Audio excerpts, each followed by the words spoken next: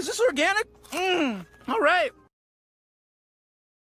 All right, Green Man here with the goods. Just wanted to go over the Inventions of Secrecy Act. The gist of it is, if you happen to be intelligent enough, I don't know, like Jimmy Neutron, to go outside, find a grade of blast, and somehow use that to create nuclear energy or disrupt, I don't know, something like the oil or gas industry, because now you have a water-powered car, well, some countries might disappear you in the middle of the night like the KBG, but America, because we're civilized, we have the Inventions of Secrecy Act. They will come to you and approach you if you try to file a patent for technology that is labeled as disruptive, and they will tell you that you cannot do it. If I'm not mistaken, the bright side, they will allow you to resubmit your patent and get your technology back after 7 years. But long story short is, if you are capable of creating something that disrupts the paradigm, you might not be allowed to patent it. So if you do have technology like that, I would advise make it open source and package it and figure out the best way to either monetize it or get that out to everybody. I would advise using the internet because that's what it's for. A lot of people might think this does sound illegal, but it's not. If you file a patent with the U.S. government, you are entering a bonding contract. So that's why you see a lot of the videos that I'm going to show you. A lot of these technologies, in all likelihood, they do exist, but it disrupts the paradigm. The water fuel cell. In 1985, Stanley Meyer created a technical design of a perpetual motion machine he called the water fuel cell. He claimed that an automobile retrofitted with the device could use water as fuel instead of gasoline. The fuel cell split water into its component elements, hydrogen and oxygen.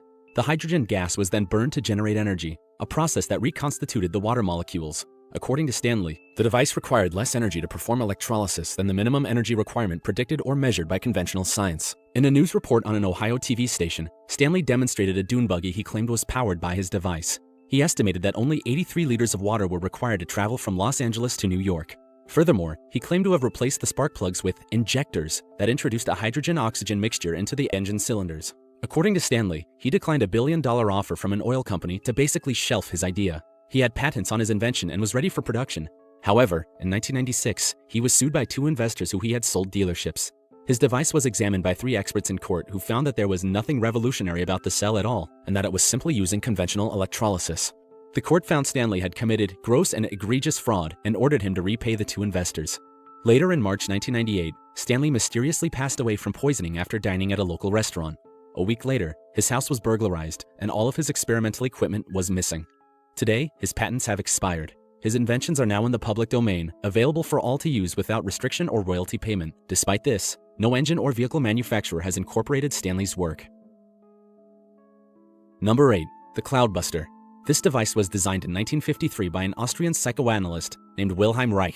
He proposed that the device could produce rain by manipulating what he called orgone energy, or universal life force present in the atmosphere.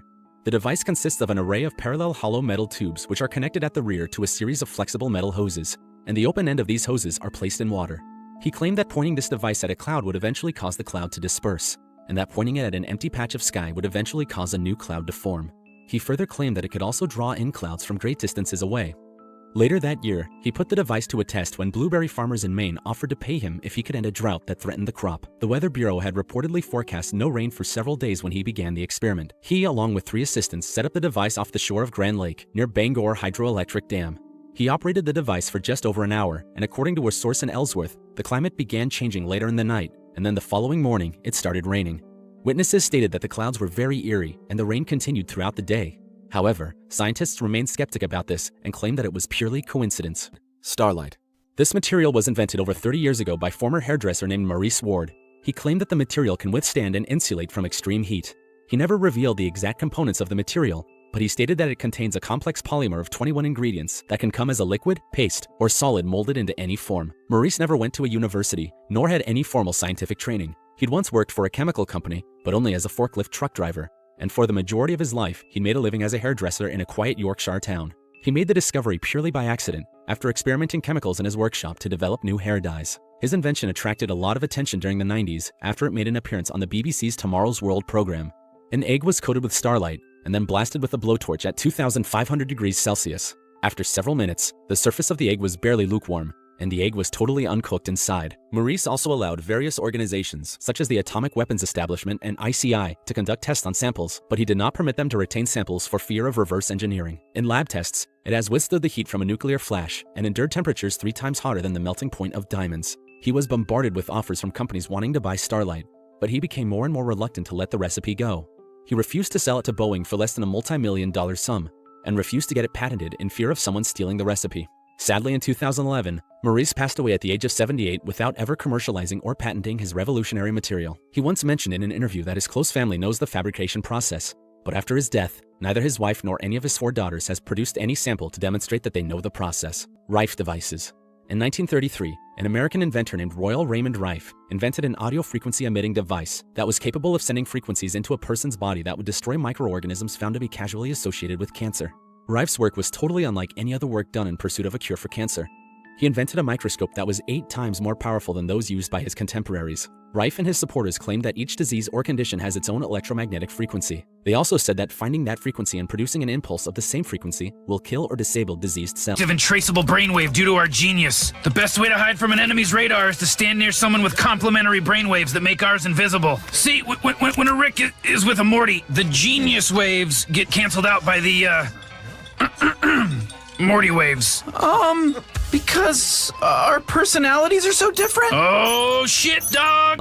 He first experimented the device by infecting lab animals and curing them. Later, he was presented with 16 terminal cancer victims afflicted by a variety of malignancies. The team of physicians declared 14 of those 16 were clinically cured within 70 days, while the other 2 took 20 days longer. The treatments included short breaks with nutrients to promote lymphatic elimination of the destroyed microbes. In 1940, Dr. Arthur W. Yale announced that Rife had discovered a technique for curing cancer so unique and amazing that medicine was on the verge of completely eliminating the second highest cause of disease death in America. However, Rife's claims could not be independently replicated and were discredited by independent researchers during the 1950s. Rife blamed the scientific rejection of his claims on a conspiracy involving big, powerful organizations which had brainwashed and intimidated other scientists. Rife's devices are currently classified as a subset of radionics devices, which are generally viewed as pseudo-medicine by mainstream experts. Like so many alternative cancer cures, Rife's machines were discredited by industry elites. As a result, Rife machines were never put into widespread use by mainstream medicine. Number 4. Ogle's Carburetor. In the 1970s, a man named Tom Ogle developed a new type of carburetor that pressurized gasoline into a vapor and injected it into the firing chambers. He claimed that the modified carburetors can drastically increase fuel economy and allow cars to reach up to 100 miles per gallon. He demonstrated his device to the press on April 1977.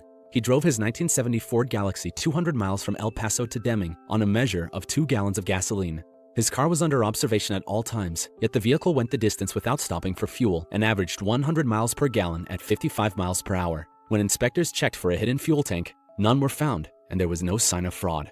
Not only does his device promise more miles per gallon, but he claimed that it will clean the environment while causing its owner fewer repair headaches. He believed his system is the answer to the world's pollution problems and has demonstrated virtually zero pollutant emissions coming from his engine exhaust. He reportedly first got his idea for the carburetor when he accidentally poked a hole in the gas tank of his lawnmower. He claimed he ran a hose from the top of the tank directly into the carburetor and the engine kept running for 96 hours. Tom used the same concept on an automobile, gathering fumes from the gas tank and piping them to the engine. He was approached by C.F. Ramsey, an international financier who wanted to buy his patent and marketing rights to the device. He signed a preliminary agreement with him the very next day and was offered $25 million. Later on August 19, 1981, Tom mysteriously passed away at the age of 26, and according to the autopsy, he overdosed on painkillers.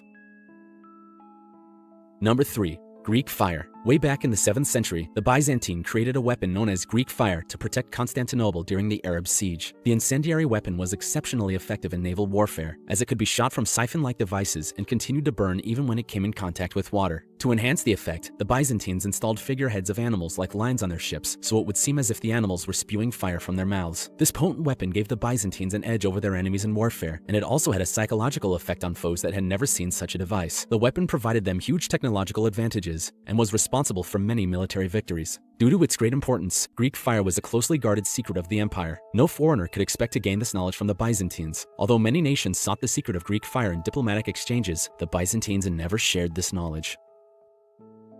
Number 2. Chronovisor. In the 1960s, Father Pellegrino Maria Ernetti, an Italian priest, claimed to have invented a time machine of what he called Chronovisor, which allowed him to see in the future and past. He described that the device looked a bit like a television. However, instead of receiving broadcasts from local transmission stations, the Chronovisor could tune into the past to allow the viewer to see and hear events that had occurred years or even centuries earlier. He claimed that the machine worked by detecting all the sights and sounds that humanity had made that still floated through space. The device supposedly enabled viewers to watch any event in human history by tuning into the remnant vibrations that are caused by every action. Even though he lacked hard evidence for these claims, he said that he had witnessed, among other major historical events, such as the founding of Rome in 53 BC. On his deathbed in 1994, he said that he attended a meeting of all the people involved in the Chronovisor at the Vatican, during which the only existing machine was destroyed. He stated that, in the wrong hands, it could create the most fearsome dictatorship the world has ever seen.